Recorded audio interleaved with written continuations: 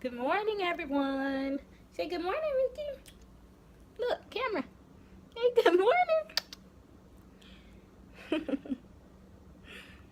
So, my plan was to show you all my favorite potato recipe, but this little guy doesn't want to play on his own, so I'm wearing him in my Mai Tai or whatever, however you pronounce it, carrier.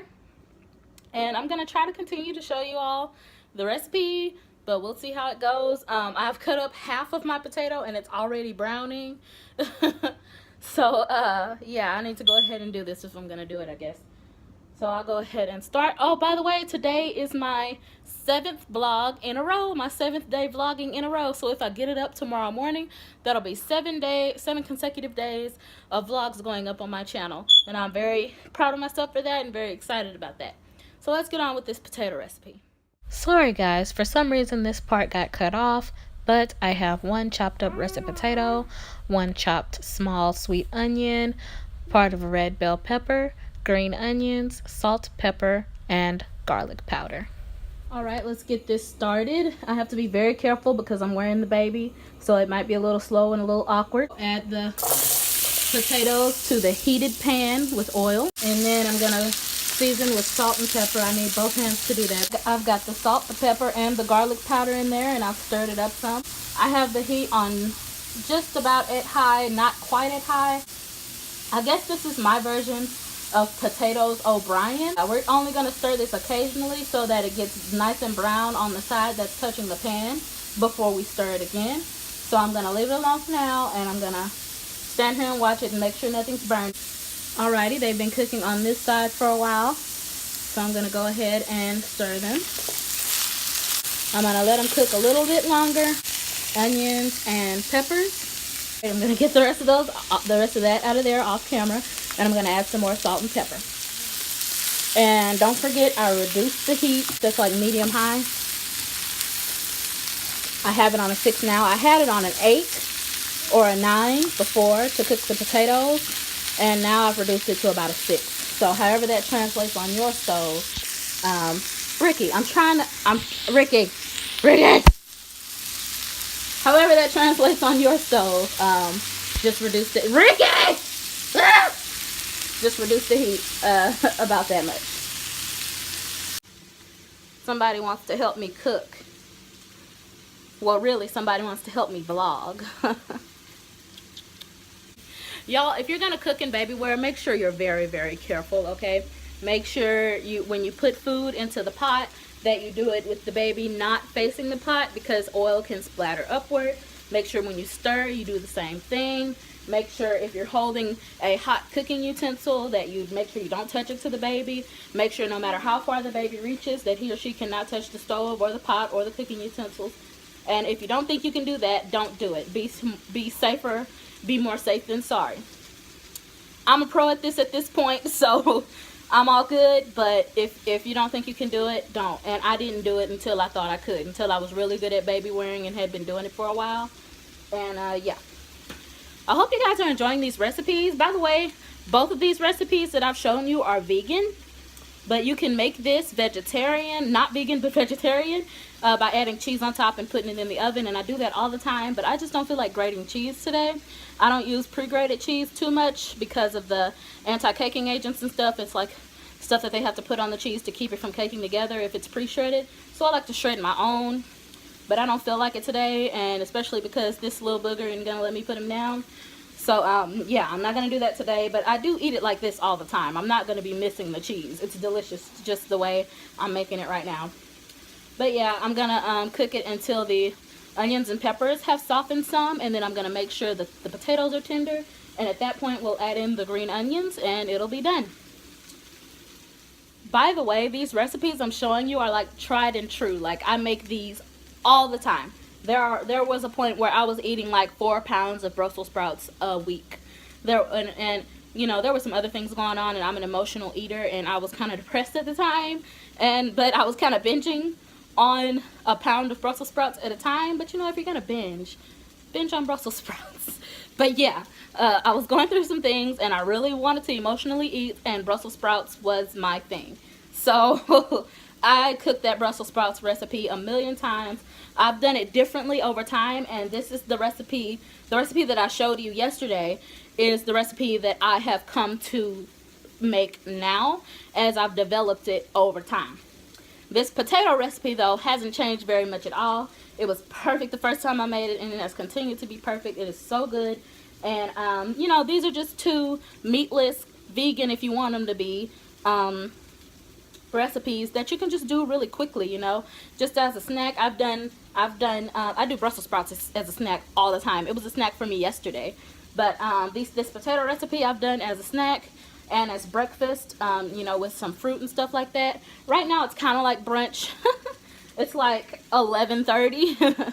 And I'm just now eating. We've been up for a while, but I'm just now eating. The onions and peppers are softening up. I'm just going to stir it up again. And when you're cooking, you guys, whoops, I lost some overboard. When you're cooking, you guys, if the pan gets dry, add some oil. If you get to the end of the recipe and it's not seasoned enough, add some seasoning. You know, just adjust things. Don't follow recipes so blindly, you know. Don't follow them to the T. You gotta, you know, adjust as you see fit. He fell asleep. Oh, I woke him up with my laughter and talking. Oh, look at him. Yeah, if you don't baby wear, try it. Just try it. It is like the best way to get things done. It is the best way for to put baby to sleep. I'm surprised he stayed awake as long as he did, because usually he is just out like a light pretty quickly when I put him in here. But yep, eventually I'm going to be able to take him out and then lay him down for a nap. But if I try to do it now, he'll just wake up. So I'll wait a little while, and I'll sway back and forth like this to get him in a nice deep sleep. And your heartbeat and your talking and your breathing are going to even help to keep the baby's heartbeat and breathing regular, and just to soothe them and everything. So yep, having baby on your chest is good for more than just getting them to sleep. It's good for their health. By the way, I'm sorry, Ricky. By the way, I'm not vegan. I do eat a lot of vegan meals, and I prefer for the little mini meals that I make for snacks to be vegan. Just because, you know, a lot of the meat and the dairy in this country that we have just aren't good. They're not good sources of meat and dairy, and eggs too. Animal products as a whole, they're not really good sources. The animals aren't healthy. They're pumped full of antibiotics and full of just hormones and nastiness and things that we do not need in our bodies. And fun fact, I was vegan for a little while before I got pregnant with Ricky. And I got pregnant with PCOS. So I don't know if that's coincidence or correlation or what, but yeah, I'm sorry. Yeah, if you're at a crossroads and you don't know what to do in your fertility journey, go vegan for a minute and see if that works, because I was literally only vegan for like a week. It was a fast that we did, a Daniel fast but modified. And basically it was a Daniel fast, but I wasn't sure how the Daniel fast worked, so I was like, okay, we're just gonna do a vegan fast. And all we could eat was fruits and veggies, spices, and salt. And that's what we did for about a week, and I got pregnant that cycle. So could be a coincidence. I've never mentioned it on the channel, and I've always meant to, but yeah, that may be how I got pregnant. I mean, it was by God's grace, don't get me wrong, the Lord did it, but you know, getting healthier really helps. Alrighty, it's looking really good. I'm gonna find a bigger piece of potato and poke it, and if this fork goes through, we're ready for the green onions. And it did. It went through very easily. If y'all haven't noticed, I'm very heavy with the vegetables in my cooking. I mean, I know you've only seen me cook 2 things. If a recipe calls for half of a small onion, I'm probably gonna put a whole huge onion, like 4 times more onion than the recipe calls for. That's how I cook. Same with peppers and same with garlic. That's just how I cook. Very vegetable heavy. And it's because I like the way it tastes that way, you know. And vegetables are good for you. And if you get used to vegetables and you come to like vegetables, you'll want to cook that way. Also, taste it for salt and pepper right now. Right now. When you think it's done, it might not be. It might need a little salt and pepper. Taste it and adjust as needed. Here is my breakfast brunch, whatever I'm gonna call it. Here it is. That's not even like half, not even like, that's about a quarter of what those potatoes came out to be. It was one potato and like not even a whole pepper and a whole small onion. And I have a chopped up, or I guess a sliced up mango. It's really soft and sweet and ripe. And I am really excited about this meal. This is one of my favorite meals in the world. Like, and it's so simple, such simple whole ingredients. This is a whole food meal, you guys. There's nothing artificial in this meal and nothing processed. Everything on this plate grew out of the ground, or, you know, it's a spice or something. Hey guys, no matter how much cutting I did, this video ended up being over 20 minutes long, so I'm going to upload it in 2 parts because long videos don't do well on YouTube. So, how do you eat an elephant? One bite at a time. Bye-bye.